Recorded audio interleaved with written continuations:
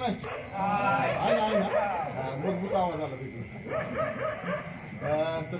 पहिल्यांदा सर्वांना माझा क्रांतिकारी जय भीम जय शिवराय आणि जय संविधान. खऱ्या अर्थानं गेल्या दोन महिन्यापासून आपण बघताय की संविधान समर्थन समितीच्या माध्यमातून एक आपण संघर्ष उभा केलेला आहे.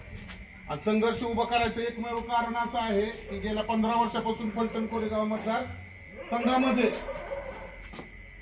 अनुसूचित जाती जमातीच्या म्हणजेच एसटी ला आरक्षण आहे, तरी सुद्धा बौद्ध समाजाला त्या ठिकाणी मुद्दामून डावललं जातंय.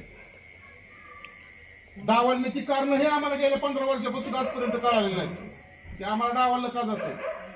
गेल्यास मेळावा झाला 25 तारखेला बौद्ध मेळावा झाला.